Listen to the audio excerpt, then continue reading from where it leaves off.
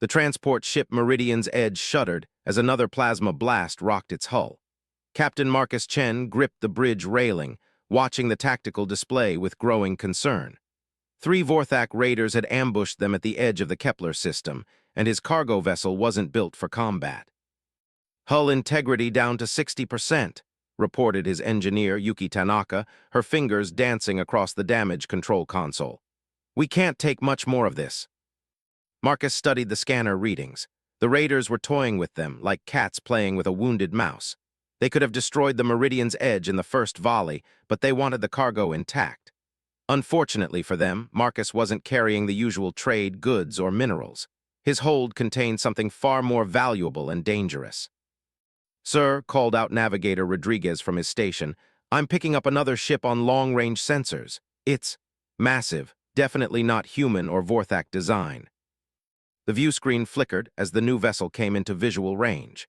Marcus had seen many alien ships during his 15 years hauling cargo across the outer colonies, but this one was unlike anything in the databases. It resembled a living creature more than a machine, with flowing organic curves and bioluminescent patterns pulsing along its hull.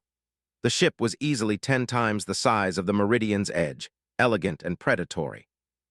"Captain," Yuki's voice was tight with worry, "that ship is broadcasting on emergency frequencies. It's badly damaged. Life support is failing." Before Marcus could respond, the Vorthak raiders noticed the newcomer. Their formation shifted, moving to intercept the damaged vessel like sharks sensing blood in the water. The alien ship tried to maneuver, but it was clearly crippled, listing badly to starboard with several sections venting atmosphere. "They're going to board it," Rodriguez observed grimly. "Poor bastards, whoever they are." Marcus watched the tactical display, calculating angles and distances. The smart play was to use this distraction to escape. The Vorthak would be focused on their new prize, giving the Meridian's Edge a clean run to the hyperspace jump point. It was the logical choice, the safe choice. But Marcus Chen had never been particularly logical when it came to leaving people to die. "Yuki, how much charge do we have in the mining laser array?"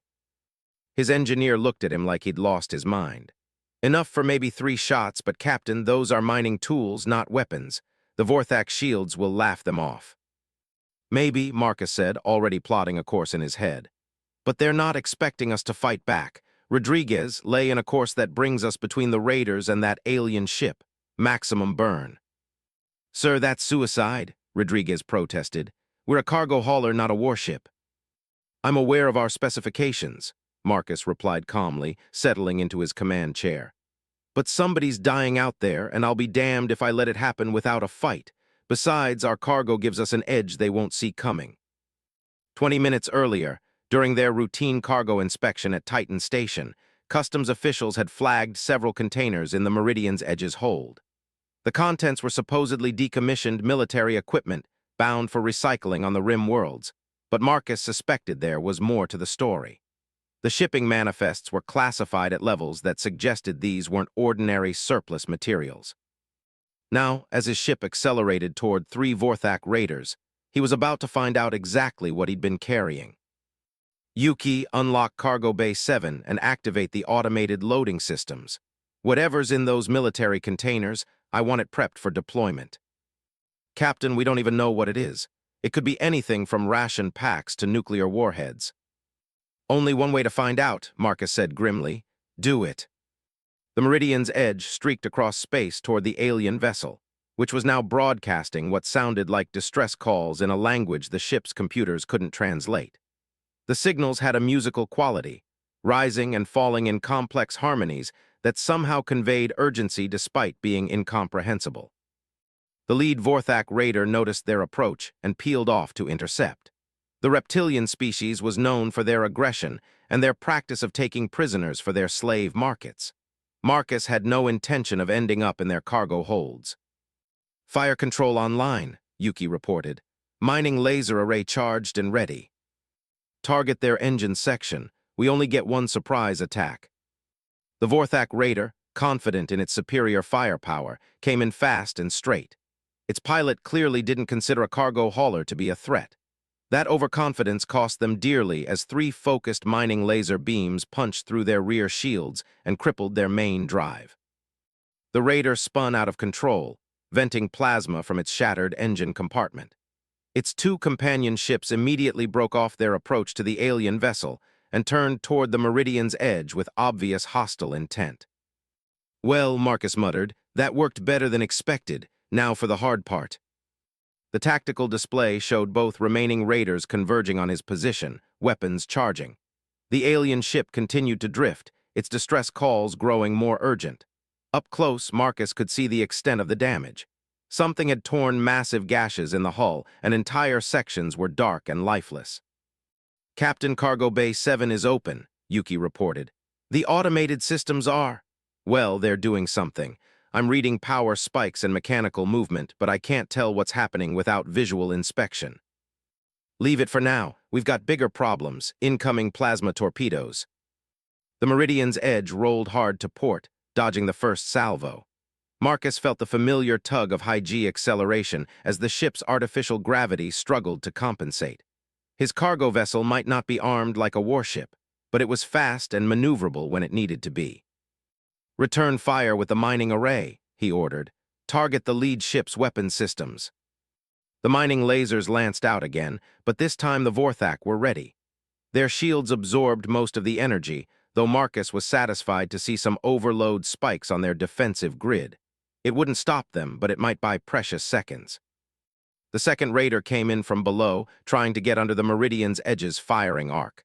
Marcus anticipated the move and rolled the ship inverted, keeping his weapons pointed at the threat. But 2 against 1 wasn't sustainable, especially when the enemy had superior firepower. "Sir," Rodriguez called out excitedly, "something's happening with the alien ship. I'm reading massive power spikes across their hull." On the view screen, the damaged alien vessel was beginning to glow. The bioluminescent patterns that had been dim and flickering were now pulsing with brilliant light. Sections of the hull that had appeared dead were showing signs of activity. "Life support is stabilizing," Yuki reported, monitoring the alien ship's emissions. "Whatever they're doing, it's working." But the Vorthak raiders weren't interested in waiting to see what would happen. Both ships focused their fire on the Meridian's edge, plasma bolts hammering against the shields. Warning lights flashed across the bridge as system after system reported damage. "Shields down to 30%, Yuki announced. "Hull breaches on decks 4 and 7. We need to get out of here." Marcus was about to order a retreat when Cargo Bay 7 finally revealed its secret. The automated loading system deployed a sleek, angular object about the size of a shuttle. At first glance, it looked like a standard military drone, but as it powered up, Marcus realized it was something far more sophisticated. "Is that what I think it is?" Rodriguez whispered, staring at the tactical display. "An autonomous combat unit," Marcus confirmed, recognizing the distinctive configuration from classified military briefings. ACUs were supposed to be discontinued years ago after the AI rebellion scares. The combat drone systems came online with predatory efficiency. Unlike the bulky, obviously mechanical Vorthak ships or even the organic alien vessel, the ACU moved with fluid grace, as if it were alive. Its stealth systems engaged, rendering it nearly invisible to conventional sensors. The first Vorthak raider never knew what hit it. The ACU materialized behind the enemy ship and unleashed a barrage of antimatter charges that overwhelmed its shields in seconds. The raider's hull cracked open like an egg, spilling debris and atmosphere into the void. The second raider tried to run, but the ACU was faster. It pursued the fleeing ship with relentless determination, its weapon systems cycling through different attack patterns until they found a weakness in the Vorthak shields. A precisely placed graviton torpedo twisted the raider's hull into a pretzel, killing the crew instantly. "Jesus," Yuki breathed. "Remind me never to piss off whoever shipped that thing." With the immediate threat neutralized, Marcus turned his attention back to the alien vessel. The ship was still glowing, but the patterns had shifted from urgent reds and oranges to calmer blues and greens. The distress calls had changed too, becoming more melodic and less frantic. "Captain," Rodriguez said carefully, "I think they're trying to communicate with us. The emissions are definitely structured like language, but it's unlike anything in our translation databases." Marcus made a decision that would change his life forever. "Open a channel, all frequencies." The bridge speakers crackled with the alien voice. a beautiful, haunting sound that seemed to bypass the ears and speak directly to the soul.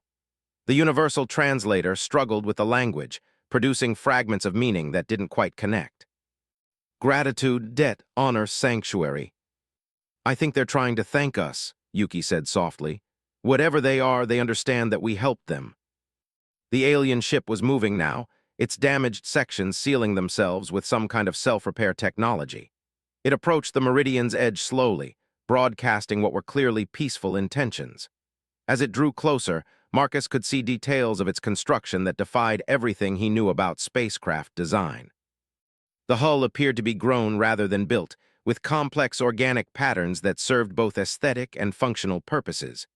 Sensor arrays resembled flower petals, while weapon ports looked like defensive spines. It was beautiful and alien and somehow alive.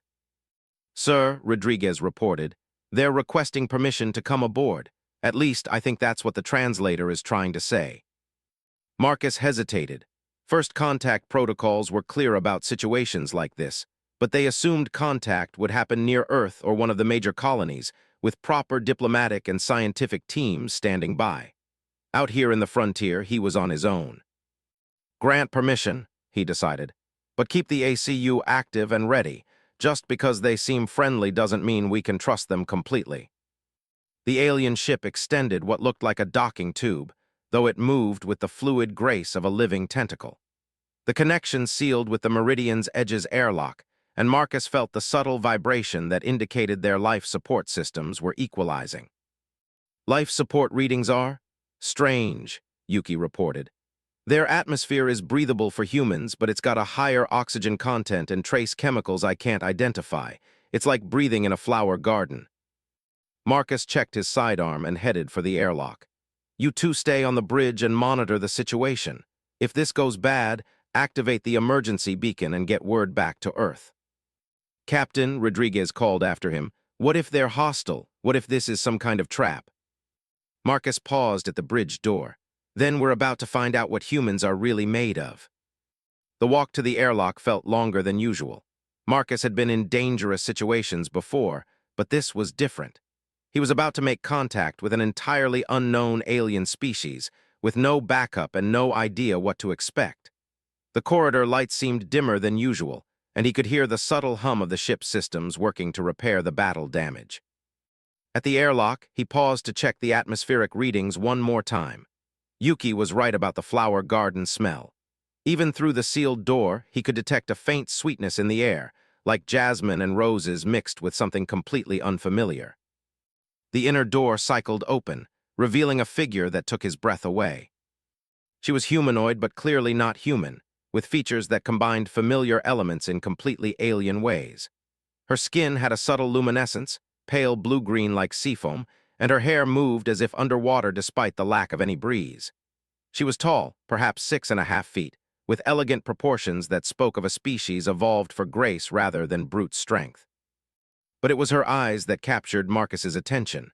They were large and expressive, shifting from deep purple to brilliant silver depending on the angle of the light. Intelligence sparkled in those eyes, along with something else he couldn't quite identify. Gratitude, perhaps, or relief. She spoke, and her voice was like music, complex harmonies that somehow resolved into words the universal translator could finally parse. "I am Lyrale, crown princess of the ethereal dominion. You have saved not only my life, but the lives of my crew and the future of my people. I am in your debt, human Marcus Chen." Marcus blinked in surprise. "You know my name." "Your ship's computer systems are more accessible than you might realize," she said with what might have been a smile. "I mean no intrusion, but I needed to understand who had shown such courage on behalf of strangers." "Just doing what anyone would do," Marcus replied, though he knew that wasn't really true. Most cargo haulers would have run from the Vorthak raiders, and with good reason. "No," Lyrale said firmly. "What you did was extraordinary. You risked your ship and your crew to save people you had never met, of a species you had never encountered. Such courage is rare in the galaxy." She gestured to the docking tube behind her, where Marcus could see other figures moving in the distance. They were similar to Lyrale but smaller, clearly crew members attending to ship's business. "We were fleeing," she continued, her voice taking on a note of sadness. My home world is under siege by the Hive Collective, a machine intelligence that consumes everything in its path. I was carrying the genetic archives of my people, the seeds from which the ethereal dominion might someday be reborn. The Hive Collective? Marcus had heard rumors of machine intelligences in the far rim, but nothing concrete. How bad is it? Worse than you can imagine, Lyreley replied.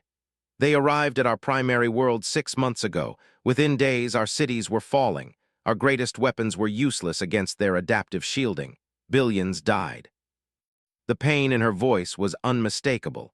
Marcus found himself wanting to comfort her, though he wasn't sure why the suffering of an alien princess should affect him so deeply. "I'm sorry," he said simply. "Is there anything we can do to help?" Lyreley's eyes widened. "You would offer aid to strangers, even after risking so much already." "That's what people do," Marcus replied. "At least it's what they should do." For a long moment, the alien princess simply stared at him. Then she stepped closer, close enough that he could smell the strange sweetness of her ship's atmosphere clinging to her clothes.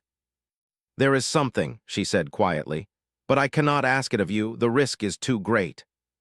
"Let me be the judge of that." Lyreley hesitated, then reached into a pouch at her side. She withdrew something that looked like a crystalline flower, its faceted petals catching and refracting the corridor lights in beautiful patterns. "This contains the genetic templates of my people," she explained. "Everything we were, everything we might become again, but it must reach the sanctuary worlds beyond the galactic rim, and the journey is perilous. The Hive Collective has scouts throughout this sector." Marcus looked at the crystal, understanding the weight of what she was asking. "You want me to take it?" "Your ship is small and fast. The Hive Collective targets military vessels and large populations. A simple cargo hauler might slip through unnoticed." She paused, her luminous eyes meeting his. "But I cannot guarantee your safety. The Hive learns, adapts. Even if you reach the sanctuary worlds, they might follow." Marcus thought about his crew, about the risks they'd already faced. Yuki and Rodriguez trusted him to make the right decisions, but this went far beyond a simple cargo run. This was about the survival of an entire species. "How long do we have before they track you here?" "Perhaps a day, perhaps less. My ship's stealth systems are damaged, and we left a trail of debris when we fled." The decision should have been difficult, but Marcus found it surprisingly easy. Looking into Lyreley's eyes, seeing the desperate hope she was trying to hide, he knew there was really only one choice. "We'll do it," he said simply. Lyreley's reaction was immediate and powerful. The luminescence of her skin brightened, and her eyes shifted to pure silver. She stepped forward and placed her hands on either side of his face, a gesture that felt intimate despite their alien nature. "You do not understand what this means," she whispered. "My people. We have legends of heroes from distant stars who would come in our darkest hour. I had thought them mere stories." Marcus felt heat rising in his cheeks. "I'm no hero, Your Highness, just a cargo hauler who was in the right place at the right time." "No," she said firmly. "You are exactly what the legends foretold, but I fear the price you may pay for your courage." Before Marcus could ask what she meant, alarms began sounding throughout both ships. Rodriguez's voice crackled over the comm system, tight with panic. "Captain, long-range sensors are detecting massive hyperspace distortions. Something big is coming, and it's coming fast." Through the viewports, Marcus could see space beginning to ripple and twist. Whatever was approaching, it was using technology far beyond anything in human or Vorthak databases. "The Hive," Lyreley breathed, her face pale with fear. "They have found us." The hyperspace distortions intensified, reality bending and twisting as something massive forced its way through the fabric of spacetime. Marcus grabbed Lyreley's arm, steadying her as both ships shuddered from the gravitational waves. "How long do we have?" he asked, already pulling her toward the bridge. "Minutes, perhaps less," she replied, her bioluminescent skin flickering with stress patterns. "The Hive scouts move faster than anything we've encountered before." They reached the bridge just as Rodriguez's sensors lit up with contact warnings. The main view screen showed a sight that made Marcus's blood run cold. 3 ships materialized from hyperspace, but they weren't ships in any conventional sense. They looked like mechanical spiders crossed with jellyfish, all flowing metal tentacles and pulsing energy cores. Each one was easily twice the size of Lyreley's vessel. Captain, Yuki reported, her voice steady despite the fear in her eyes. Those things are scanning us. Active sensors across every frequency I can detect. They are learning, Lyreley said quietly. The Hive Collective gathers information from every encounter. They will analyze your ship, your weapons, your tactics. Next time they encounter humans, they will be prepared. Marcus studied the tactical display, calculating options. The Meridian's edge was fast, but those Hive ships had appeared from hyperspace without any of the normal approach signatures.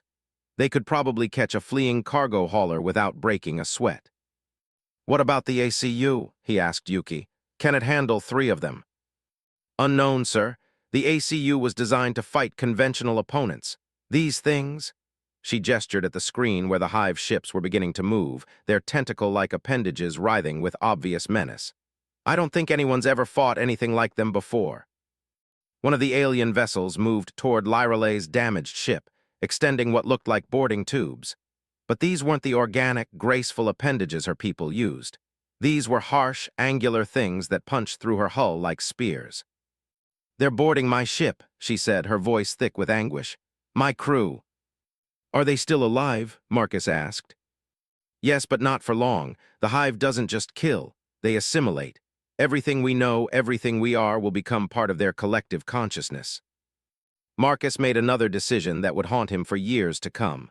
Rodriguez, plot a course for the hyperspace jump point. Maximum burn. What about the princess's crew? Yuki protested. They're already lost, Marcus said grimly, hatting himself for the words. We save who we can. Lyreley said nothing, but he could see the pain in her shifting eyes. She was watching her people being consumed by machines, and there was nothing any of them could do to stop it. The Meridian's edge accelerated away from the battle zone, but the remaining 2 Hive ships immediately moved to intercept. They were faster than they looked, their strange propulsion systems bending space around them in ways that defied physics. Launch the ACU, Marcus ordered. Maybe it can buy us some time. The autonomous combat unit deployed from the cargo bay with predatory grace, its stealth systems immediately engaging.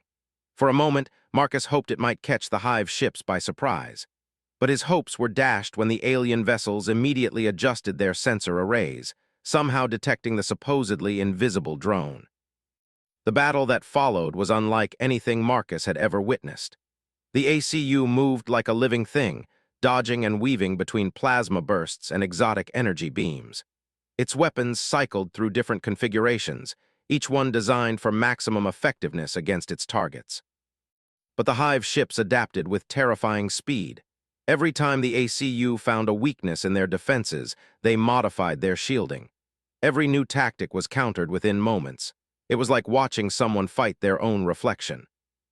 They're learning from our weapons, Lyreley observed with professional detachment despite her grief. Each shot teaches them how to defend against the next one. The ACU scored several hits, tearing holes in the Hive ship's strange hulls. But the damage sealed itself almost immediately, the ship's self-repair systems working with mechanical efficiency.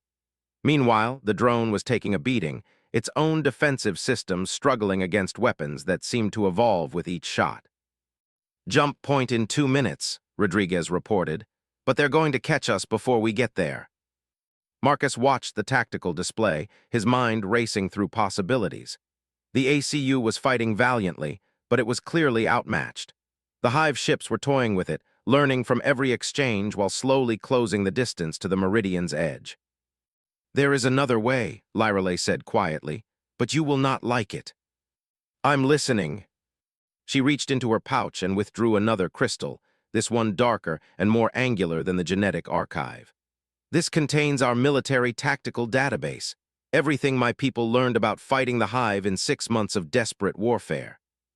What good will that do us? Your combat unit is remarkably sophisticated, she explained.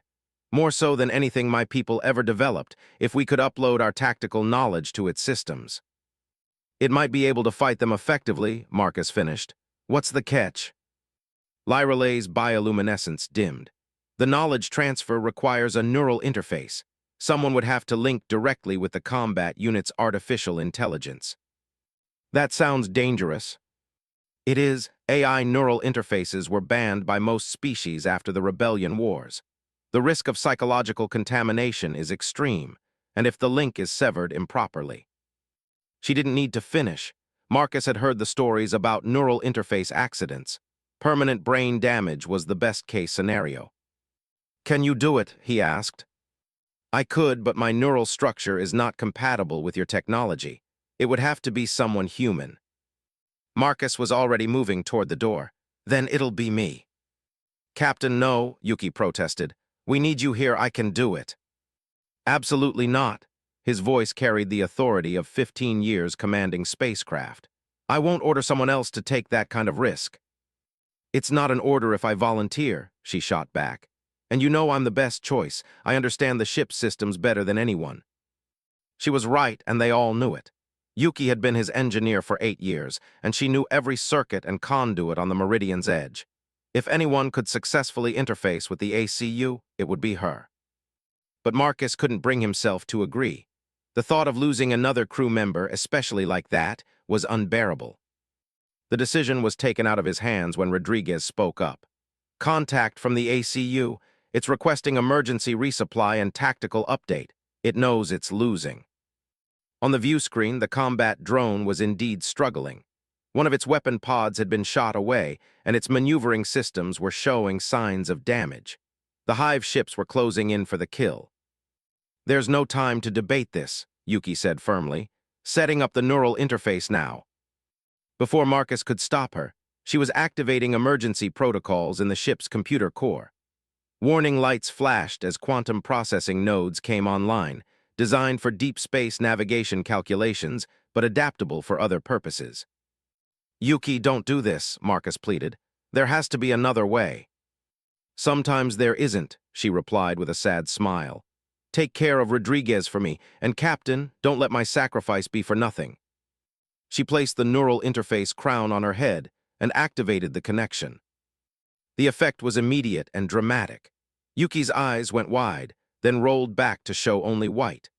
Her body convulsed as alien knowledge flooded her human brain, tactical information designed for minds that thought in quantum harmonics and electromagnetic frequencies. On the tactical display, the ACU's movements suddenly changed. Where before it had been fighting like a human-designed machine, predictable and linear, now it moved with fluid grace. It seemed to anticipate the Hive ship's attacks, dancing between their weapons' fire like it could read their intentions. "It's working," Rodriguez breathed. "The ACU is actually winning." The combat drone's weapon systems reconfigured themselves, cycling through attack patterns that the Hive ships couldn't predict or counter. Energy beams that had been ineffective moments before now punched through alien shielding with surgical precision. Missile salvos split and reformed in flight, overwhelming the enemy point defense systems. But the cost was becoming apparent on the bridge of the Meridian's edge. Yuki's body was shaking violently, her vital signs fluctuating wildly as the neural interface pushed her brain beyond its limits. "She's dying," Lyreley said with clinical detachment. "The knowledge transfer is too much for a human mind to process." Marcus reached for the interface controls, intending to sever the connection, but Lyreley caught his hand. "If you break the link now, she dies anyway," the alien princess said gently. "And the tactical knowledge will be lost. The only way she survives is if the transfer completes successfully." "How long?" "Unknown. My people's minds were specifically adapted for this kind of data sharing. For a human." She paused, consulting readings from her own scanner. "Perhaps minutes, perhaps hours." They didn't have hours.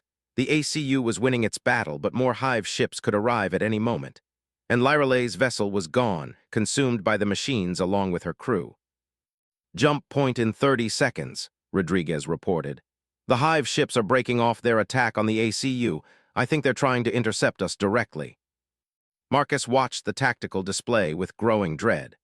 2 of the alien vessels were indeed moving to cut off their escape route, while the third continued its losing battle with the enhanced combat drone. The machines had realized that the Meridian's edge was the real prize. "Can we outrun them?" "Not likely," Rodriguez admitted. "They're faster than anything I've ever seen." Yuki's convulsions were getting worse, her breathing shallow and irregular. The neural interface crown sparked intermittently, overloading from the data transfer. But the ACU was fighting like nothing Marcus had ever imagined. its movements almost artistic in their deadly precision. 15 seconds to jump point, Rodriguez announced. Hive ships will intercept in 10 seconds. They won't make it, Lyreley observed sadly. I'm sorry, Marcus Chen, your courage deserved a better ending. But Marcus wasn't ready to give up yet. Rodriguez, can you plot a jump course that takes us through the debris field from the Vorthak raiders? Sir, that's incredibly dangerous. All that wreckage could. Just do it. Rodriguez's fingers flew over his controls. Course plotted, but Captain, if we hit something at hyperspace velocity, we'll be vaporized instantly. I know, do it anyway. The Meridian's edge dove toward the hyperspace jump point, the two Hive ships converging on their position with mechanical precision. Marcus could see their weapons charging, exotic energy building in ways that made his skin crawl. Jump, he ordered. The ship lurched as the hyperspace drive engaged, reality twisting around them as they punched through into the higher dimensional space that allowed faster-than-light travel. But they weren't alone in the transition. The Hive ships had followed them, their superior technology allowing them to match the cargo hauler's course exactly. The chase continued in hyperspace, through dimensions where physics worked differently and space had colors that didn't exist in normal reality. The Hive ships were gaining, their weapons reaching out across impossible distances. But Rodriguez's course through the debris field paid off in ways Marcus hadn't expected. The wreckage from the destroyed Vorthak raiders created hyperspace distortions, pockets of twisted spacetime that interfered with the Hive ship's sensors and propulsion systems. One of the alien vessels hit a particularly dense cluster of debris and emerged from hyperspace severely damaged. The other continued pursuit, but its course was now erratic, its pilot struggling to navigate the treacherous dimensional currents. We're pulling ahead, Rodriguez reported with obvious relief. I think we're going to make it. But their celebration was premature. As they approached the edge of the debris field, the remaining Hive ship managed to get a weapons lock. A beam of energy that existed partially outside normal spacetime reached out toward the Meridian's edge. The beam struck their hyperspace drive just as Yuki's neural interface finally completed its data transfer. The engineer collapsed, unconscious but breathing, as the ship was violently yanked back into normal space. Emergency klaxons wailed as system after system went offline. The main drive was dead, life support was failing, and they were tumbling through space with no control. Where are we? Marcus asked, struggling to make sense of the sensor readings. Unknown, Rodriguez replied. The hyperspace dropout scrambled our navigation systems. I can't get a fix on our position. Lyreley was checking her own equipment, her bioluminescent patterns flickering with concern. We are far from any known shipping lanes, she said, perhaps beyond the galactic rim itself. Marcus looked at the unconscious form of his engineer, then at the alien princess who had entrusted him with the future of her entire species. The genetic archive crystal sat in his pocket, a weight that seemed far heavier than its actual mass. The Hive ship, he asked, did it follow us? No, Lyreley confirmed after checking her scanners. We are alone. Alone in unknown space, with a dying ship and the responsibility for an entire alien civilization. Marcus had faced many challenges in his career, but nothing had prepared him for this. Can we repair the ship? He asked Yuki, who was slowly regaining consciousness. She struggled to sit up, her eyes unfocused and her voice slurred. Maybe. The hyperspace drive is completely fried, but the sublight engines might be salvageable. Give me a few hours to assess the damage. We may not have a few hours, Lyreley said quietly. My ship's destruction sent out an automatic distress signal. The Hive Collective will know approximately where we went. How long before they find us? Days, perhaps weeks, but they will find us. The Hive never stops searching for new knowledge to assimilate. Marcus made another decision that would change everything. Then we'll have to make sure they never get the chance. Rodriguez, start scanning for suitable planets, somewhere we can hide until we figure out our next move. Already on it, sir. There's a system about 2 light-years away. 3 planets in the habitable zone, and the star's magnetic field might interfere with long-range sensors. Set course, best possible speed. As the Meridian's edge limped toward the unknown system, Marcus found himself looking at Lyreley with new eyes. She was no longer just an alien he was helping. She was a refugee princess carrying the hope of her entire species, and somehow he had become responsible for her safety. "What will happen if we reach the sanctuary worlds?" he asked. "My people can be reborn," she replied simply. "The genetic archives contain everything necessary to restore the ethereal dominion, but it will take time, generations perhaps. And in the meantime," Lyralay's luminous eyes met his. "In the meantime, we survive, and we hope that heroes like you still exist in the galaxy." Marcus wanted to protest again that he wasn't a hero, but something in her expression stopped him. Perhaps, he thought, heroism wasn't about feeling brave. Perhaps it was about doing the right thing even when you were terrified. The unknown star system grew larger on their screens, promising either sanctuary or a final resting place among alien stars. Behind them, somewhere in the vast darkness of space, machines searched with tireless patience for the knowledge they had failed to claim. And in his pocket, a crystal containing the genetic heritage of an entire civilization seemed to pulse with its own inner light, as if the souls of billions were calling out across the void for a chance to live again. The planet they found was beautiful in ways that defied description. Twin moons hung in lavender skis above crystalline forests that sang in harmonious chimes when the wind blew through them. Lyralay had chosen well when she guided them to this world. Her people's archives contained detailed information about thousands of planets, and she had selected one that could support both human and ethereal life.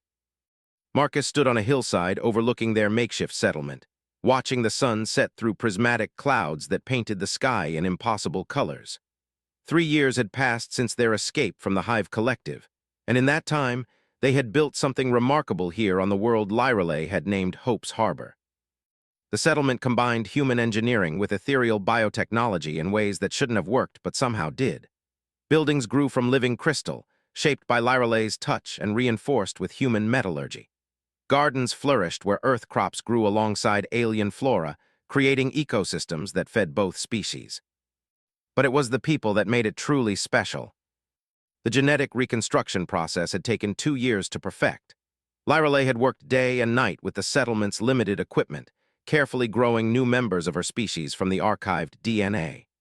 They emerged from biopods as adults, their minds filled with cultural memories, but their personalities fresh and curious about their new world. Marcus heard footsteps behind him and turned to see Lyralay approaching. She moved with the same fluid grace she had always possessed, but 3 years of shared hardship had changed her. The alien princess who had once carried the weight of her species' survival had become something warmer, more approachable. "The evening meditation is about to begin," she said, settling beside him on the crystal outcropping that served as his favorite thinking spot. "Aren't you joining us?" Marcus smiled. The evening meditation was Lyralay's innovation, a time when the entire settlement gathered to share their thoughts and experiences from the day. It was part therapy session, part town meeting, and part concert, as the ethereal voices created harmonies that seemed to heal the soul. "I was thinking," he said, "about everything that brought us here." "Regrets?" she asked gently. "No, just amazement, I guess. 3 years ago, I was hauling cargo between the outer colonies. Now I'm helping to rebuild an entire civilization." Lyralay's bioluminescent patterns shifted to warm gold, a sign of contentment he had learned to recognize. "You did more than help, Marcus. You gave my people a second chance at life." Below them, the settlement was coming alive with evening activities. Human children played with young ethereals, their laughter mixing with musical communication in ways that created new forms of language. Yuki was leading a group of both species in engineering projects, designing improvements to their power systems. Rodriguez had discovered a talent for xenobotany and was developing new food crops. "Sometimes I wonder what would have happened if we'd never met," Marcus said quietly. "I know what would have happened," Lyralay replied with certainty. "My people would be extinct, the genetic archives would be part of the Hive Collective's database, and the galaxy would be a darker place." Marcus felt heat rising in his cheeks, the same reaction he'd had to Lyralay's praise for 3 years. Despite their closeness, despite everything they'd shared, he still found himself affected by her presence in ways he couldn't quite define. Their relationship had evolved slowly, carefully, with neither of them willing to acknowledge what was growing between them. Cultural differences aside, There was the matter of species compatibility and the responsibilities they both carried. Marcus was the unofficial leader of the human contingent, while Lyrale remained the crown princess of a people learning to live again. "There's something I need to tell you," she said suddenly, her patterns shifting to nervous blue-silver. "Something I should have mentioned long ago." Marcus felt a chill that had nothing to do with the evening air. "What is it?" "The Hive Collective hasn't given up their search. My ship's computers were more sophisticated than I initially revealed. I've been monitoring subspace communication channels and—" She paused, clearly struggling with the words. "They've been systematically searching star systems along our escape route. They're getting closer." "How close?" "Perhaps 6 months, perhaps less." Marcus felt the familiar weight of responsibility settling on his shoulders. "How long have you known?" "Weeks. I wanted to be certain before I told anyone. But Marcus, there's more. The Hive isn't just looking for us. They're looking for what we represent." "I don't understand." Lyrale stood, her tall form silhouetted against the alien sunset. "The successful cooperation between our species, the way we've combined our technologies and cultures, it represents something the Hive cannot tolerate.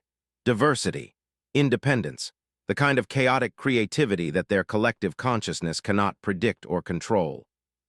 Marcus felt pieces clicking into place in his mind. They see us as a threat. More than that, they see us as proof that organic life can evolve beyond their ability to assimilate. We've created something here that they cannot understand or replicate. Below them, the evening meditation was beginning. Voices rose in harmony, human and ethereal sounds blending into something beautiful and complex. Children of both species sat together, learning each other's songs and stories. "What do you want to do?" Marcus asked. "What I should have done 3 years ago," Lyrale replied firmly. "Warn the galaxy about what's coming." Marcus considered this. They had built something precious here on Hope's Harbor, a small pocket of peace and cooperation in a vast, dangerous galaxy. But if Lyrale was right, if the Hive saw their success as a threat to their expansion, then hiding was no longer an option. "The Meridian's edge," he said thoughtfully. "Yuki thinks she can get the hyperspace drive operational again. It would take most of our remaining resources, but we could reach the core worlds," Lyrale finished. "Warn the major governments about the Hive Collective before it's too late. Leaving everyone here defenseless." "No," her voice carried the authority of nobility, the princess who had carried her people's future across the galaxy. "If we're going to warn the galaxy, we do it properly. We take the genetic archives, the technical databases, everything we've learned about combining our technologies. We make it impossible for the knowledge to be lost." Marcus felt his heart sinking. "You're talking about evacuation, abandoning Hope's Harbor." "I'm talking about expansion," she corrected. "Taking what we've built here and spreading it throughout the galaxy. Creating a network of worlds where humans and ethereals work together, where the Hive Collective's homogeneous approach cannot gain a foothold." It was ambitious to the point of impossibility. But looking down at the settlement, seeing the impossible harmony they had achieved between two radically different species, Marcus found himself believing it might actually work. "It would mean splitting up," he said quietly. "You'd need to return to what's left of ethereal space, rally your people's colonies. I'd have to work with human authorities, convince them to take the threat seriously." "Yes." The simple word carried a weight of sadness that made Marcus's chest tighten. 3 years of shared challenges, of building something beautiful together, and it would all come down to a farewell on a starship dock. "How long do we have to prepare?" Lyrale consulted a device that looked like a flowering crystal. 2 months to gather resources and prepare the evacuation fleet. 3 months to reach the core worlds if we push the hyperspace drives to their limits. Marcus nodded, already calculating logistics in his head. It would be tight, but possible. They had managed greater miracles with fewer resources. "There's one more thing," Lyrale said hesitantly. "Something personal I need to ask you." "Anything." She turned to face him fully, her bioluminescent patterns shifting through colors he had never seen before. "In ethereal culture, when someone saves your life, you become bound to them by what we call the thread of honor. It's more than debt or gratitude. It's a recognition that your fates are intertwined." Marcus felt his pulse quickening. "What does that mean?" "It means that wherever this path leads us, however far apart our duties take us, We will always be connected. And someday, when the immediate crisis is past, I intend to find you again." The words hung in the air between them like a promise. Marcus found himself looking into those shifting, luminous eyes and seeing not an alien princess, but a woman who had shared his burdens and made them lighter. "Lyrale," he began, then stopped. There were so many things he wanted to say, but the words felt inadequate. "I know," she said softly. "I feel it too, but right now duty must come before desire." She leaned forward and placed her hand against his cheek, her skin warm and luminous in the gathering twilight.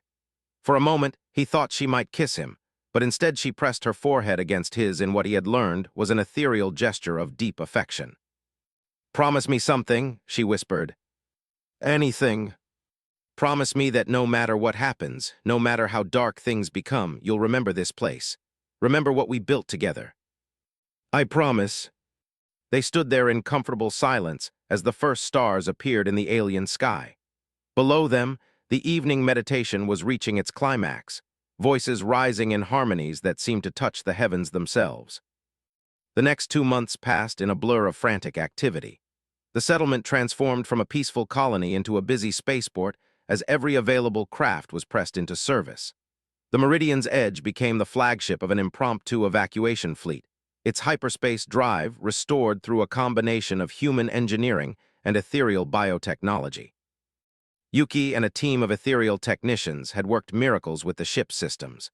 The fusion reactor now incorporated living crystal matrices that improved efficiency by 30%. The hull had been reinforced with grown armor that could self-repair minor damage. Even the life support systems had been upgraded with biological components that created a more comfortable environment for both species. But it was the emotional preparation that proved most difficult. Families that had formed across species lines struggled with the decision of which evacuation ship to take. Human ethereal couples faced the possibility of being separated for years or decades. Marcus found himself spending more and more time with Lyrale, helping her coordinate the complex logistics of evacuating not just people, but an entire culture. The genetic archives had been duplicated and distributed among multiple ships. Critical technology databases were backed up in redundant systems. Even the cultural memories and artistic traditions were being preserved in crystal matrices that could recreate the experience of ethereal history. "It's not enough," Lyrale said one evening as they reviewed the evacuation lists. "We're preserving the knowledge, but we're losing the synthesis, the unique combination of human and ethereal cultures that we created here." Marcus looked up from the supply manifests he was checking. They were in his cabin aboard the Meridian's Edge, the small space crowded with documents and crystal storage devices. "What do you mean?" "Look at this list," she said, gesturing to a holographic display. 37 families choosing to evacuate together regardless of species composition. 14 research teams that refuse to be separated despite being assigned to different destinations. Children who don't even think of themselves as human or ethereal, just as people of Hope's Harbor. Marcus saw what she was getting at. We're not just evacuating 2 species, we're breaking up a new culture that's never existed before. Exactly, and I'm not sure we can recreate it just by spreading the knowledge around. Culture isn't just information. It's lived experience, shared struggle, the bonds that form when people build something together. She was right, and Marcus knew it. What they had created on Hope's Harbor was more than the sum of its parts. It was proof that radically different forms of life could not just coexist but thrive together, creating new possibilities that neither could achieve alone. "So what do we do?" he asked. Lyrale was quiet for a long moment, her patterns cycling through thoughtful purples and golds. "We make sure it survives," she said finally. "Not just the knowledge or the technology, but the spirit of what we accomplished." "How?" "By carrying it with us, by demonstrating it wherever we go, by showing the galaxy that the future doesn't have to be human or ethereal, but both working together." Marcus felt a familiar warmth in his chest, the same feeling he'd had when she first entrusted him with her people's genetic archives. That's a big responsibility. "The biggest," she agreed, "but if anyone can handle it, it's the man who risked everything to save strangers." The evacuation fleet launched on schedule, 17 ships carrying the population of Hope's Harbor to destinations across the galaxy. Marcus stood on the bridge of the Meridian's Edge, watching Lyrale's vessel separate from the convoy as it headed toward the ethereal remnant colonies in the galactic south. The parting had been difficult. They had embraced in the human fashion and touched foreheads in the ethereal way, making promises to find each other again when their duties were complete. But watching her ship disappear into hyperspace, Marcus couldn't shake the feeling that he might never see her again. "Course laid in for Earth," Rodriguez reported. "Hyperspace drive is ready." "Take us home," Marcus said quietly. As the Meridian's Edge jumped to hyperspace, carrying its cargo of refugees and revolutionary ideas toward human space, Marcus touched the communication device Lyrale had given him as a parting gift. It was keyed to her personal frequencies, a way to stay in contact across the vast distances that would separate them. But as the hours passed and they traveled deeper into hyperspace, the device remained silent. The galaxy was too big, the distances too vast, and the dangers too great for easy communication between fugitive vessels. Marcus settled into his captain's chair for the long journey ahead, carrying the hopes of two species and the memory of an impossible love that had bloomed among alien stars. 5 years after leaving Hope's Harbor, Captain Marcus Chen stood in the observation deck of Luna Station, watching Earth turn slowly in the void. The planet looked different now, busier, with more orbital installations and defensive platforms than he remembered. The war against the Hive Collective had changed everything. He barely recognized himself in the reflection on the observation window. 5 years of fighting had left their mark. His hair was streaked with premature gray, and there were lines around his eyes that spoke of too many sleepless nights and impossible decisions. The uniform he wore wasn't the simple coveralls of a cargo hauler anymore, but the formal dress of a Federation admiral. The promotion still felt strange. Marcus had never wanted to be anything more than a simple spacer, hauling cargo between the stars and staying out of politics. But the galaxy had other plans for him. The warning he and the other Hope's Harbor refugees had brought to human space had arrived just in time. 6 months after their evacuation, Hive Collective scouts had indeed found their abandoned settlement. The machines had spent weeks analyzing the ruins, learning about human ethereal cooperation and preparing countermeasures. But by then, the major governments were already mobilizing.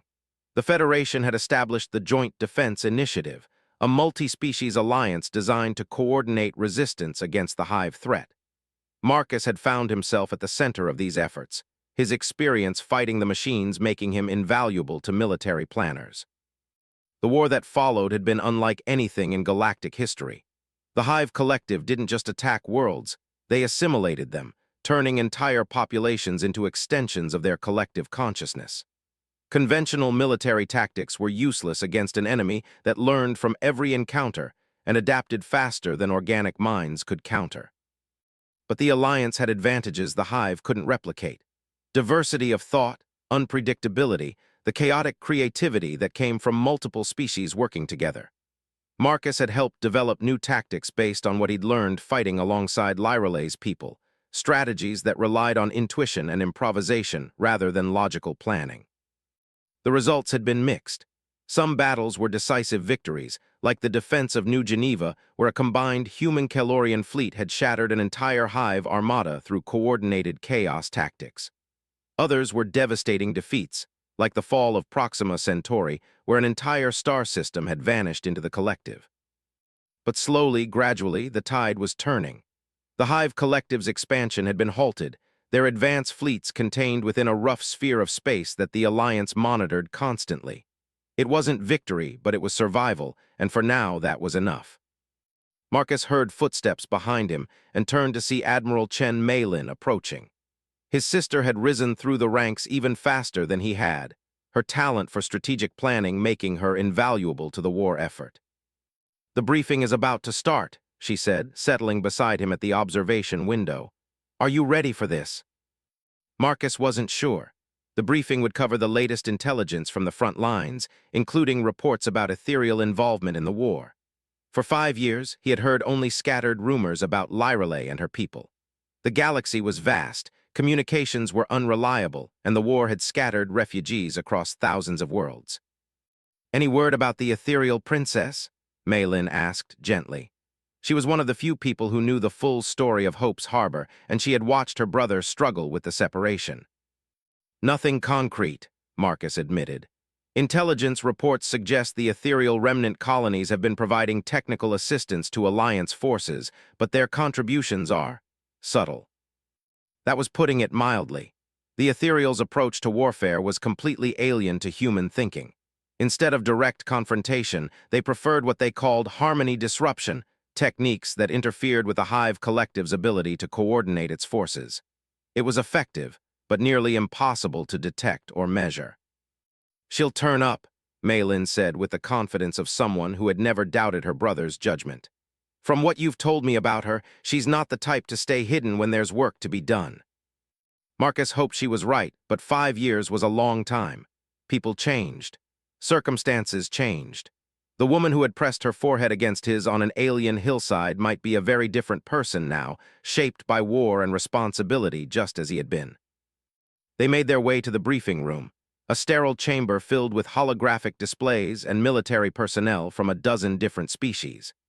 Marcus took his seat at the senior officer's table, trying to focus on the tactical reports rather than the emptiness that had haunted him since leaving Hope's Harbor. The briefing began with the usual updates: supply line status, fleet movements, casualty reports. The numbers were improving, but the cost was still staggering. Billions of sentient beings had been lost to the Hive Collective, their individuality absorbed into the mechanical gestalt. "Next item," announced General Kathara, the Calorian officer who coordinated Alliance intelligence operations. "We've received a priority communication from Sector 7. It appears we have a new ally in the war effort." The holographic display shifted to show a star map with a highlighted region near the galactic rim. Marcus felt his breath catch as he recognized the area. It was close to the route they had taken when fleeing the Hive 5 years ago. "A fleet of unknown vessels has been engaging Hive forces throughout this sector," Kathara continued. "Their tactics are unusual. They appear to be using some form of biological warfare that disrupts Hive coordination protocols." Marcus leaned forward, his pulse quickening. Biological warfare wasn't typical of any known species in the Alliance, but it sounded exactly like something ethereal technology might accomplish. "Do we have any visual confirmation of these vessels?" he asked, trying to keep his voice steady. "Limited," Kathara replied. "Long-range sensors have detected energy signatures consistent with living ship technology, but the vessels themselves remain elusive. They engage Hive forces briefly, then disappear before our response teams can make contact." Another officer, a human colonel named Stevens, raised his hand. Could this be some form of automated defense system, perhaps left behind by a now-extinct civilization? "Possible," Kathara admitted, "but the tactical patterns suggest intelligent coordination. Someone is directing these attacks." Marcus felt certainty settling in his chest like a warm weight. He knew who was directing those attacks, even if he couldn't prove it yet. "Admiral Chen," Kathara said, turning to address him directly, "given your experience with non-standard warfare tactics, we'd like you to lead a contact mission. Find these mysterious allies and, if possible, coordinate our efforts with theirs." "When do we leave?" Marcus asked, already knowing he would accept the assignment. "Tomorrow, we're assembling a small task force, 3 ships, minimal crew. If these unknowns prove hostile, we don't want to lose a major fleet element." The rest of the briefing passed in a blur of technical details and logistics planning. Marcus found himself studying the star charts, calculating jump routes and supply requirements. But underneath the professional focus, excitement was building. After 5 years of separation, he might finally have a chance to find Lyrelay again. The task force that departed Luna Station the next day was deliberately modest. The Meridian's Edge served as flagship, its hull gleaming with new armor and weapon systems. Marcus had insisted on taking his old ship despite offers of more sophisticated command vessels. The cargo hauler had been extensively modified during the war, but it still felt like home. Yuki and Rodriguez had volunteered for the mission, along with a hand-picked crew of specialists. The other 2 ships in the task force were a Federation cruiser and a Calorian science vessel, both captained by officers Marcus trusted. The journey to Sector 7 took 4 days through hyperspace, jumping from beacon to beacon along established routes. As they traveled, Marcus found himself thinking about the last time he had made such a journey, carrying ethereal refugees away from Hope's Harbor. The parallels were impossible to ignore. "Contact," Rodriguez announced as they dropped out of hyperspace at their destination. "Multiple ships on long-range sensors. Configuration unknown, but they're definitely not Hive." Marcus studied the tactical display with growing excitement. 3 vessels hung in space near the edge of the system, their organic curves unmistakable despite the modifications they had undergone. They were larger than he remembered, and their hull patterns had changed, but there was no mistaking ethereal bioships. "Open a channel," he ordered. "All frequencies." The response came immediately, a musical voice speaking in harmonious tones that the universal translator struggled to process. But Marcus didn't need the translation. He recognized the voice, even changed by 5 years and the stress of war. "Unknown human vessel, this is the Ethereal Defense Fleet. Please state your intentions in this system." Marcus felt his heart hammering against his ribs. "Ethereal vessels, this is Admiral Marcus Chen of the Federation starship Meridian's Edge. I'm requesting permission to come aboard and speak with your commanding officer." There was a long pause, filled with musical chatter that suggested heated discussion among the ethereal crew. When the response came, it was in a different voice, younger and more formal. "Admiral Chen, we are transmitting docking coordinates. Please limit your delegation to 3 individuals." Marcus chose Yuki and Rodriguez to accompany him, both for their technical expertise and because they had shared the original journey from Hope's Harbor. The shuttle trip to the lead ethereal vessel was tense with anticipation. The docking bay they entered was both familiar and strange. The basic design was similar to Lyralay's original ship, but everything had been enlarged and reinforced. What had once been elegant curves were now armored with living metal, and weapon ports clustered like thorns along the hull. The ethereal who met them at the airlock was tall and graceful, with the characteristic bioluminescent skin, but Marcus didn't recognize her. She was young, probably born after the evacuation from Hope's Harbor, and her patterns carried military formality rather than the warmth he remembered from the settlement. "Admiral Chen," she said with careful pronunciation, "I am Commander Silith of the Harmony's Vengeance. Our queen wishes to speak with you privately." Queen, not princess. Marcus felt a chill of uncertainty as they were led through corridors that had been transformed into military thoroughfares.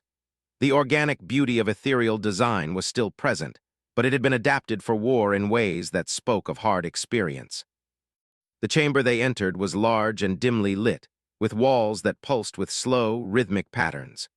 At the far end, a figure sat on what could only be described as a living throne, its crystalline surface shifting and flowing like water. Marcus's breath caught. It was definitely Lyralay, but she had changed. She was taller, more regal, with patterns of light flowing across her skin that spoke of authority and power. Her eyes, when they met his, held depths he didn't remember, as if she had seen things that had fundamentally altered her understanding of the universe. "Marcus," she said simply, and despite all the changes, her voice still carried the same warmth that had comforted him on alien hillsides. "Your Majesty," he replied formally, unsure of protocol, "it's good to see you again." She gestured, and the other ethereals in the chamber withdrew, leaving them alone with the soft sound of the walls breathing. "Please," she said, rising from her throne, "call me Lyralay. After everything we've shared, formal titles seem inadequate." She approached him slowly, and Marcus could see the changes 5 years had wrought. There were new patterns in her bioluminescence, darker shades that spoke of loss and struggle. Her movements carried a weight of authority that hadn't been there before. "You became a queen," he observed. "I had little choice," she replied with a sad smile. "When the remnant colonies united to fight the Hive, they needed a symbol to rally around. The crown princess who had saved the genetic archives seemed appropriate." Marcus wanted to reach out to her, to bridge the distance that seemed to stretch between them despite their proximity. But the weight of their positions, their responsibilities, held him back. "I heard rumors about ethereal involvement in the war," he said, "unconventional tactics that were disrupting Hive operations." "We learned much from our time on Hope's Harbor," Lyralay confirmed. "The synthesis of human and ethereal approaches to warfare has proven effective, but it requires close coordination between our forces." "Is that why you're here, to propose a formal alliance?" Lyralay's patterns shifted to colors he couldn't read. "Partly, but there's something else, something I've discovered that could change the course of the war. She led him to a section of the wall that displayed what looked like a three-dimensional map of the galaxy. Certain regions pulsed with ominous red light, marking areas under Hive control. "We've been studying the collective for 5 years," she explained, "analyzing their behavior patterns, trying to understand how they think, and we've discovered something crucial: they're not truly a collective at all." Marcus frowned. "What do you mean?" "There's a central intelligence controlling the entire network, a core consciousness that coordinates all Hive activities. We call it the Prime Node." "Where is it?" Lyreley touched the map, and it zoomed in to show a cluster of stars at the galaxy's edge. "Here, in a system that didn't exist in our star charts until recently. The Hive constructed it themselves, using matter from consumed worlds to build something that defies conventional physics." Marcus studied the display, seeing the strategic implications immediately. "If we could reach the Prime Node, we could end the war," Lyreley finished. "But it would require a coordinated assault by every available ship in the galaxy. Human, ethereal, Calorian, everyone working together." It was an audacious plan, exactly the kind of impossible gamble that had brought them together in the first place. But Marcus could see the problems immediately. "The political coordination alone would take months," he said. "And we'd need detailed intelligence about the target system, defensive capabilities, approach routes." "All of which we can provide," Lyreley said quietly. "My ships have been conducting reconnaissance missions for the past year. We know the layout of the Hive stronghold, the location of the Prime Node, even the specific frequencies their control signals use." Marcus felt excitement building despite his caution. "You've been planning this for a while." "Since the day I left Hope's Harbor," she confirmed. "Everything we've done, every battle we've fought has been preparation for this moment." They stood in comfortable silence for a moment, studying the tactical display. Marcus found himself remembering another moment like this, 5 years ago, when she had entrusted him with the genetic archives of her people. The weight of responsibility was similar, but the stakes were even higher. "There's one more thing," Lyreley said softly, "something personal." Marcus turned to look at her, seeing vulnerability in her luminous eyes that reminded him of the woman he had fallen in love with on Hope's Harbor. "If we do this, if we launch this assault, the chances of survival are minimal. The Hive will defend the Prime Node with everything they have. Most of us won't be coming back."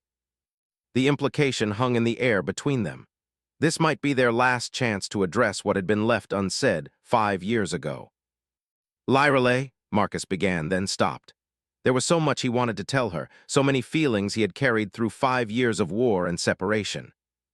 She stepped closer, close enough that he could see the complex patterns flowing beneath her luminous skin. "I know," she said simply. "I felt the same way, but our duties." "Our duties brought us together," Marcus said firmly. "Maybe it's time to stop letting them keep us apart." For a moment, the weight of kingdoms and responsibilities seemed to fade away, leaving just two people who had found something precious in the vastness of space. Marcus reached out and took her hand, marveling at the warmth and the way her patterns brightened at his touch. "If we're going to save the galaxy," he said with a smile that felt rusty from disuse, "we might as well do it together." Lyreley's response was a harmony of joy and determination that needed no translation. They had work to do, preparations to make, and a war to end. But for the first time in 5 years, Marcus felt like he was exactly where he belonged. The assembled fleet was the largest military force in galactic history. Over 10,000 ships from 47 different species hung in formation near the edge of the Hive-controlled territory, their combined firepower enough to crack planets. Marcus stood on the bridge of the Meridian's edge, now serving as the command ship for the entire operation, watching the tactical displays with a mixture of awe and terror. 6 months had passed since his reunion with Lyreley. 6 months of frantic preparation, diplomatic negotiations, and strategic planning that had pushed every government in the galaxy to its limits.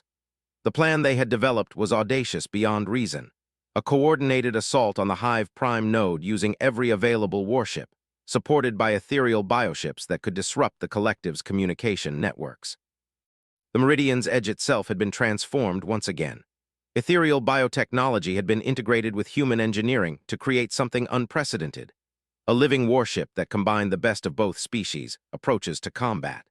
The hull pulsed with bioluminescent patterns that served as both armor and sensory organs, while human weapon systems provided devastating firepower. "Final status report," Marcus commanded, settling into the captain's chair that had been grown from living crystal specifically for this mission. "All fleet elements report ready," Rodriguez announced from his position at the communications console.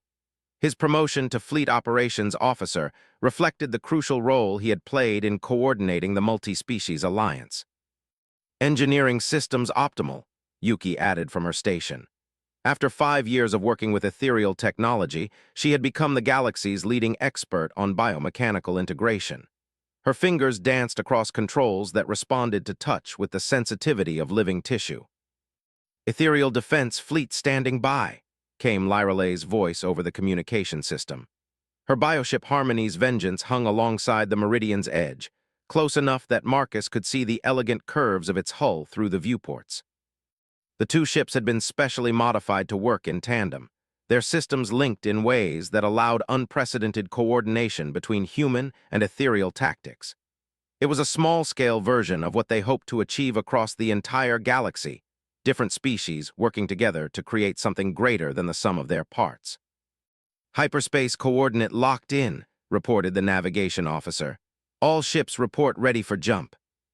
Marcus took a deep breath, feeling the weight of 10,000 ships and billions of lives resting on his shoulders. The plan was complex, requiring split-second timing and perfect coordination. The main fleet would engage the Hive's outer defenses while specialized strike teams targeted the communication nodes that controlled the collective consciousness. If everything worked perfectly, they would create a window of opportunity for the final assault on the prime node itself.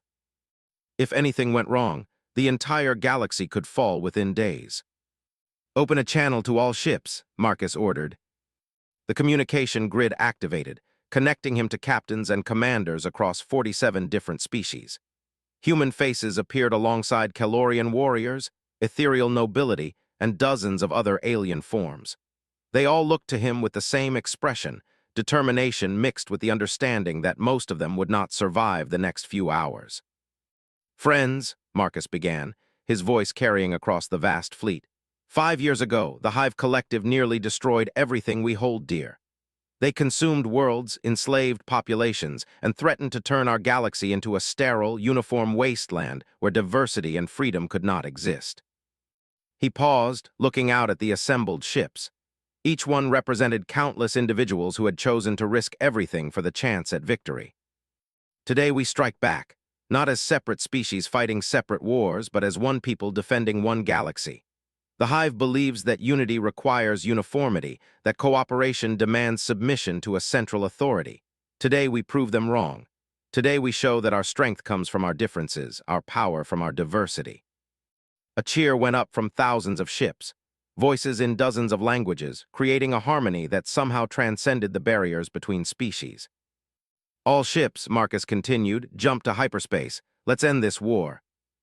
The fleet vanished from normal space in a coordinated burst of light, 10,000 ships punching through the fabric of reality toward their target.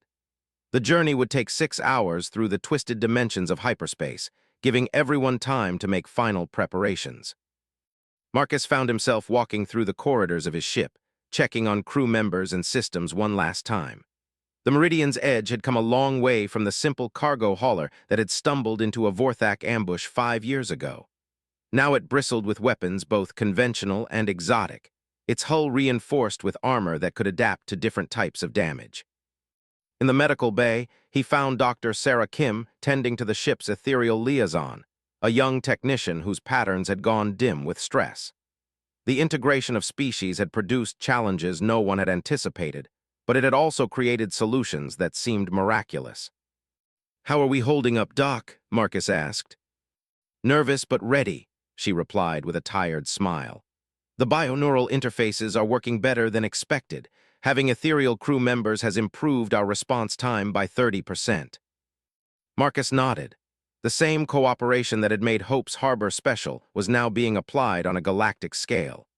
Human logic and ethereal intuition, combined with the unique abilities of dozens of other species, created tactical possibilities that the Hive's rigid programming couldn't predict. He made his way to the observation deck, where he found Lyrelay waiting for him.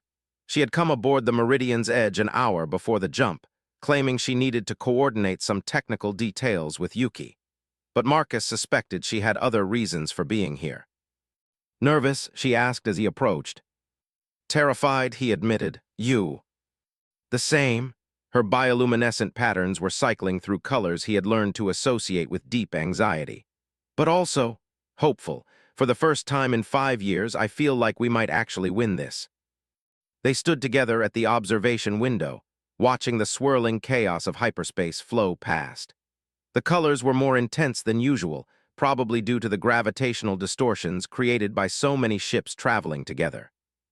I've been thinking about Hope's Harbor, Lyrelay said quietly. About what we built there. What about it? We proved that different species could work together, could create something beautiful and sustainable. But I wonder sometimes if we were just lucky. If the cooperation only worked because we were isolated, protected from the pressures that usually tear alliances apart. Marcus considered this. Maybe, but look around. He gestured toward the corridor beyond the observation deck, where human and ethereal crew members worked side by side with Calorian engineers and Vulcani navigators. This fleet exists because species that have been enemies for centuries decided to work together. That's not luck, that's choice. The Hive won't understand it, Lyrelay said with conviction. Their entire philosophy is based on the idea that chaos must be eliminated, that diversity leads to conflict. They won't expect us to coordinate this effectively. Let's hope you're right. An announcement echoed through the ship. 1 hour to target, all personnel to battle stations. They made their way back to the bridge, where the command crew was making final preparations. The tactical displays showed the fleet formation, with different groups assigned to specific objectives. The main battle fleet would engage the Hive's defensive installations, drawing their attention and forcing them to commit their mobile forces. Meanwhile, smaller strike groups would infiltrate the system and target the communication nodes that coordinated Hive activities. The most dangerous mission fell to Marcus and Lyrelay. Their combined ships would penetrate to the heart of the Hive construct, where the prime node waited in a fortress that defied conventional understanding. Intelligence suggested it was part space station, part living organism, part quantum computer, a fusion of technologies that the collective had stolen from dozens of conquered civilizations. Dropping to normal space in 60 seconds, Rodriguez announced. Marcus felt his pulse quickening. Everything they had worked for, everything they had sacrificed, came down to the next few hours. All stations report ready, Yuki called out. Biomechanical integration at optimal levels. Communication with the ethereal fleet is clear, added the signals officer. Queen Lyrelay's ship is matching our approach vector. 15 seconds to drop out. Marcus gripped his chair, feeling the familiar sensation of reality shifting around them. Hyperspace travel had never been entirely comfortable, but today it felt like being torn apart and reassembled by forces beyond comprehension. Contact. The fleet emerged from hyperspace at the edge of the Hive system, and the tactical displays immediately filled with hostile contacts. The enemy had been expecting them. Dozens of Hive ships hung in formation around a construct that hurt to look at directly. The prime node's fortress was a twisted mass of metal and flesh, dark energy, and impossible geometries that seemed to exist in more than 3 dimensions. Jesus, Rodriguez whispered, it's bigger than we thought. The Hive fortress stretched across space like a metallic cancer, its surface crawling with activity. Thousands of smaller craft swarmed around it like antibodies, while larger vessels moved with the coordinated precision that characterized all Hive operations. All ships execute Battle Plan Alpha, Marcus ordered. Main fleet engage the outer defenses, strike teams begin your approach runs. The largest space battle in galactic history began with a flash of light that could be seen from neighboring star systems. Federation battleships unleashed volleys of antimatter torpedoes, while Calorian cruisers fired particle beams that carved through space like burning swords. The Hive ships responded with weapons that defied classification, reality distortion fields, nanomachine swarms, energy patterns that seemed to exist outside normal physics. Strike Team 1 is taking heavy casualties, reported the communications officer. Team 3 reports successful penetration of the outer defense grid. Marcus watched the tactical display, seeing friendly icons winking out of existence as ships were destroyed or assimilated. The cost was enormous, but the plan was working. Hive forces were being drawn into engagements across the system, their attention divided among multiple threats. Initiating approach to the primary target, he announced. All ships in Strike Team Prime follow the Meridian's Edge. Their group consisted of 6 ships: the Meridian's Edge, Lyralay's Harmony's Vengeance, 2 Federation cruisers, a Calorian destroyer, and an ethereal support vessel. It was a small force to assault the heart of the Hive Collective, but speed and stealth were more important than firepower for this mission. The approach to the Prime Node was a nightmare of defensive systems and hostile geometry. The fortress seemed to twist and shift as they drew closer, its surface revealing new weapon emplacements and defensive barriers.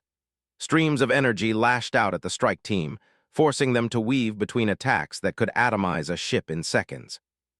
Hull integrity down to 70%, Yuki reported as another blast grazed their shields. The biological armor is adapting, but it can't take much more of this. Ethereal support vessel is down, called Rodriguez. They took a direct hit from some kind of molecular disintegrator. Marcus felt each loss like a physical blow, but they were too close to turn back now. The Prime Node's central core was visible ahead, a pulsing mass of dark energy surrounded by rings of exotic matter. It looked like a mechanical heart, pumping corruption through the arteries of the Hive network. Beginning final approach, he announced. All ships prepare for close assault.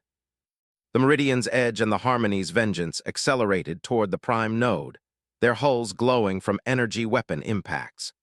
The 2 ships moved in perfect synchronization, human technology and ethereal biotechnology working together to create something neither could achieve alone. I'm reading massive energy buildup in the Prime Node, Yuki reported urgently. It's preparing some kind of superweapon. On the view screen, the Hive core was beginning to glow with malevolent light. Energy patterns swirled around it like a forming hurricane, building towards something that would probably destroy everything in the system. How long do we have? Marcus asked. Maybe 3 minutes, Yuki replied. Whatever it's planning, we need to stop it now. Marcus opened a channel to Lyralay's ship. Any ideas, Your Majesty? One, she replied, her musical voice carrying notes of determination and sadness. But it will require a direct neural interface with the Prime Node itself. Someone will have to link directly with the Hive collective consciousness. Marcus felt cold understanding wash over him. That's suicide. The Hive will assimilate whoever makes the connection. Not necessarily, Lyralay said quietly. The research we conducted on Hope's Harbor, the synthesis of human and ethereal neural techniques, it might provide enough protection, for a while. How long? Long enough to plant a virus in their system, long enough to turn their own coordination against them. Marcus looked at his bridge crew, seeing the same understanding in their faces. Someone would have to sacrifice themselves to upload a program that could shut down the collective consciousness. It was the only way to stop the superweapon and cripple the Hive permanently. I'll do it, he said simply. No, Lyralay's voice was firm. This requires ethereal neural patterns to work properly. It has to be me. Marcus felt something break inside his chest. After 5 years of separation, they had finally found each other again, only to lose everything in the final moments of the war. There has to be another way, he said desperately. There isn't time, she replied gently. Marcus, you saved my people once, let me save yours. Her bioship was already moving toward the Prime Node, extending organic tendrils that would interface directly with the Hive construct. Marcus watched helplessly as the woman he loved flew toward certain death. Lyralay, wait. Remember Hope's Harbor, she said, her voice fatting as the neural interface began. Remember what we built together. The connection formed with a flash of light that seemed to come from everywhere at once. Through the tactical displays, Marcus could see Lyralay's ship merging with the Prime Node, biological and mechanical systems intertwining in ways that hurt to contemplate. For a moment, everything went silent. The battle raging across the system seemed to pause as both sides sensed something fundamental changing. Then the Hive ships began to convulse, their coordinated movements breaking down into chaotic spasms. The collective consciousness is fragmenting, Yuki reported with amazement. The virus is spreading through their entire network. On the view screen, the prime node was tearing itself apart. Internal explosions ripped through its structure as competing programs fought for control. The hive ships throughout the system were showing similar symptoms, their crews either shutting down entirely or fighting among themselves as the collective unity dissolved. "Communication from the ethereal ship," Rodriguez announced urgently. Marcus grabbed the headset. Lyreley, respond." Her voice came through weakly, distorted by interference from the failing hive systems. "Marcus, the virus is working, but the connection, I can't break free." "We're coming to get you," Marcus said, already ordering his ship toward the prime node. "No," she said firmly. "The whole structure is going to collapse if you're here when it happens." She was right. The prime node was imploding, its impossible architecture folding in on itself as the quantum frameworks that supported it failed. Getting close enough to extract her ship would mean destruction for everyone aboard the Meridian's edge. "I'm not leaving you," Marcus said. "You have to." Her voice was getting weaker, more distant. "The galaxy needs rebuilding. The cooperation we demonstrated here, the alliances we forged. Someone has to carry that forward." Marcus felt tears running down his face. "I love you." "I know," she replied, and he could hear the smile in her voice. "I love you too. Take care of our people, Marcus Chen. Build the future we dreamed of on Hope's Harbor." The transmission cut off as the prime node finally collapsed, taking the Harmony's vengeance with it. The explosion that followed lit up the entire system, sending shockwaves that scattered debris across light years of space. But throughout the system, hive ships were powering down, their crews either dead or suddenly cut off from the collective consciousness. The few that remained active fled into deep space, no longer coordinated enough to pose a serious threat. The war was over, the galaxy was free. Marcus stood on the observation deck of the Meridian's edge, watching the debris field that marked the end of everything. Around him, the surviving ships of the Allied fleet were beginning rescue and recovery operations, but his attention was fixed on the expanding cloud of wreckage where Lyreley had made her final sacrifice. "Sir," Rodriguez approached carefully, "the Federation Council is requesting a status report." "Tell them the mission was successful," Marcus said quietly. "The Hive Collective has been neutralized." "And the casualties?" Marcus closed his eyes, thinking of all the ships that hadn't made it home, all the people who had given their lives for this victory. But especially, he thought of a princess who had become a queen, who had saved not just her own people, but an entire galaxy. "Tell them the cost was too high," he said, "but the sacrifice was not in vain." In the days that followed, as the galaxy celebrated its freedom and began the long process of rebuilding, Marcus found himself appointed to head the new Galactic Cooperation Initiative. His first act was to establish the Hope's Harbor Foundation, dedicated to fostering peaceful cooperation between species and preserving the lessons learned from humanity's first contact with the ethereals. The Foundation's headquarters was built on a world in the former Hive territory, a planet that had been stripped bare by the collective, but was slowly returning to life through the combined efforts of multiple species. Marcus often stood in the memorial garden at the center of the complex, looking up at a statue that captured Lyreley as he remembered her, beautiful, alien, and eternally hopeful. The inscription at the base was simple: "She saved us all." But sometimes, in the quiet moments between one crisis and the next, Marcus would remember a different epitaph, words spoken by a woman who had seen the best and worst of what the galaxy could offer, and who had chosen love over fear, cooperation over conflict, hope over despair. "Remember what we built together." And in the new alliances being forged between former enemies, in the children of different species playing together in integrated schools, in the research stations where human scientists worked alongside ethereal philosophers and Calorian engineers, Marcus could see that what they had built was not just a settlement on an alien world. It was a future where diversity was strength, where difference was celebrated rather than feared, where the impossible could become routine through the simple act of reaching out to strangers and calling them friends. It was the future Lyreley had died to protect, and Marcus spent the rest of his life making sure her sacrifice meant something.